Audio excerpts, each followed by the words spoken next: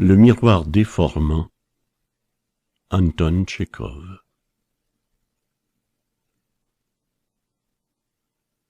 Nous entrâmes dans le salon, ma femme et moi. Il y régnait une odeur de mousse et d'humidité. Dès que nous fîmes de la lumière sur les murs qui n'en avaient pas vu depuis un siècle, des millions de souris et de rats se sauvèrent de tous les côtés. La porte refermée derrière nous, nous sentîmes un souffle de vent agiter les papiers entassés dans les coins. La lumière nous permit de discerner des caractères anciens et des dessins datant du Moyen Âge. Les portraits de mes ancêtres tapissaient les murs verdis par le temps. Ils nous regardaient d'un air sévère et dédaigneux, comme s'ils avaient voulu dire « Tu mérites une correction, mon petit ».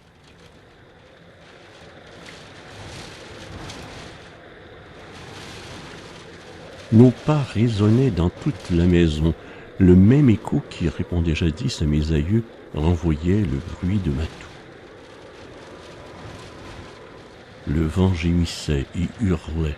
Un bruit de sanglots sortait de la cheminée et l'on discernait une sorte de désespoir. De grosses gouttes de pluie frappaient les vitres opaques et sombres et leur réveillaient la tristesse.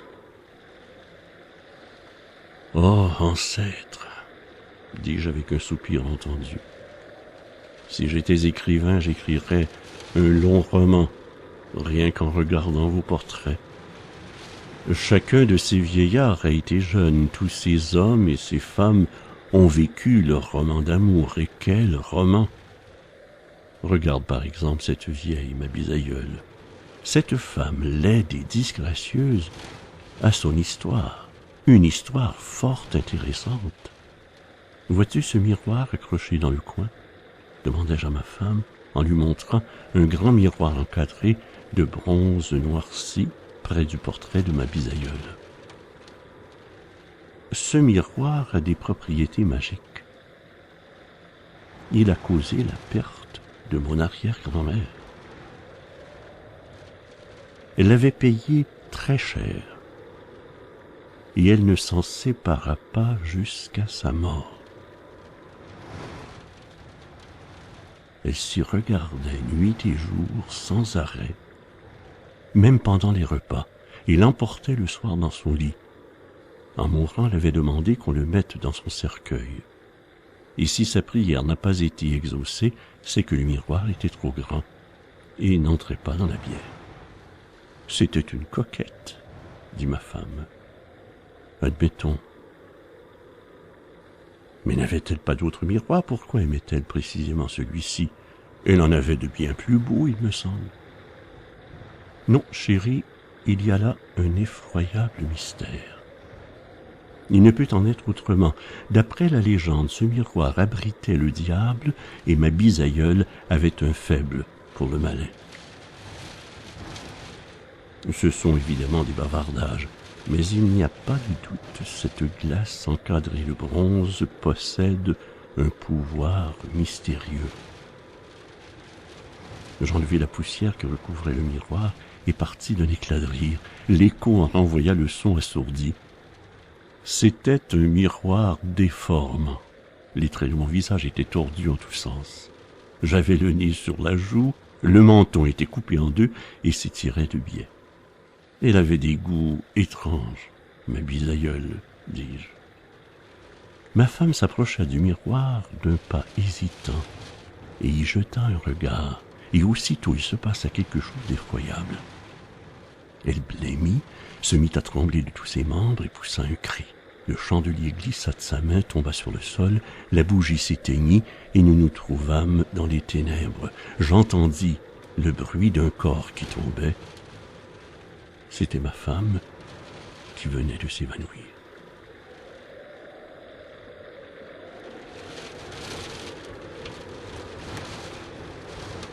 Les gémissements du vent s'étaient faits encore plus plaintifs.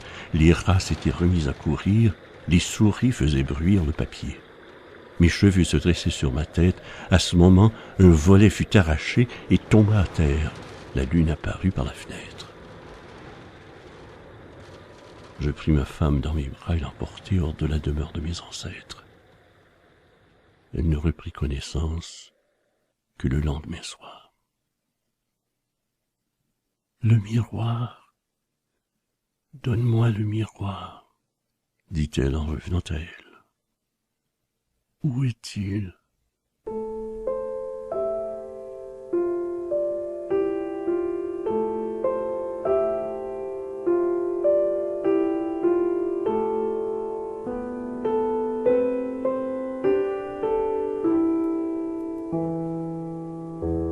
Pendant une semaine entière, ma femme resta sans boire, sans manger ni dormir, réclamant sans cesse qu'on lui apportât le miroir.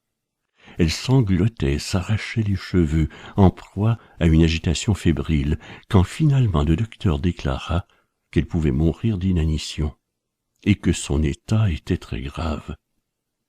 Je surmontai ma terreur et descendis chercher le miroir de ma bisaïeule. Quand elle l'aperçut, elle éclata d'un rire heureux, le saisit, y posa ses lèvres et y plongea avidement les yeux.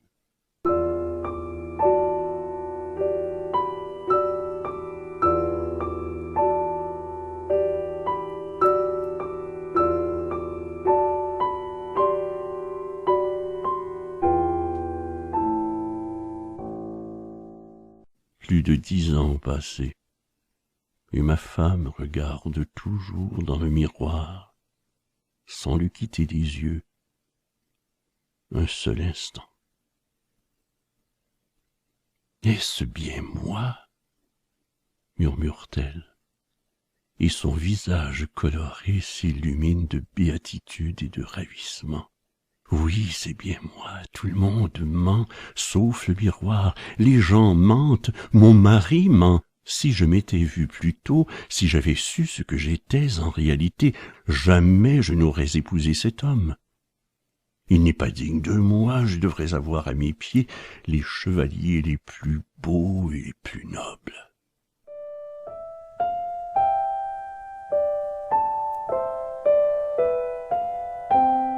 Un jour que je me trouvais derrière ma femme, je jetai par hasard un regard sur le miroir et découvris un terrible secret.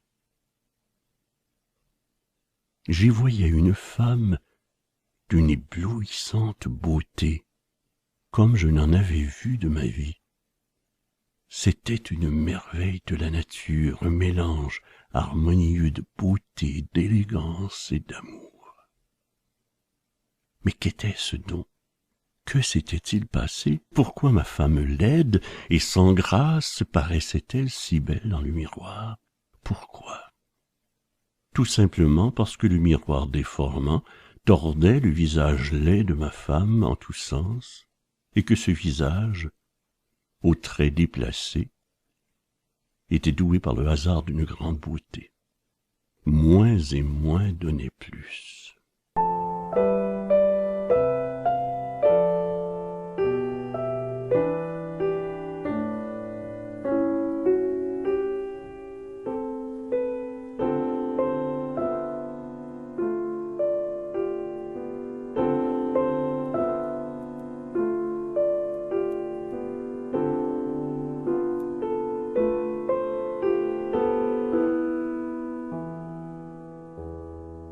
Et maintenant, ma femme et moi, nous restons tous deux assis devant le miroir, et nous le regardons sans le quitter une seule minute.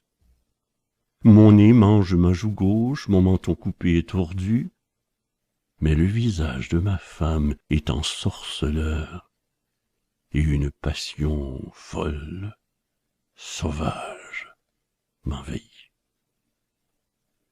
J'éclate de rire inhumain, et ma femme, d'une voix à peine perceptible, murmure « Comme je suis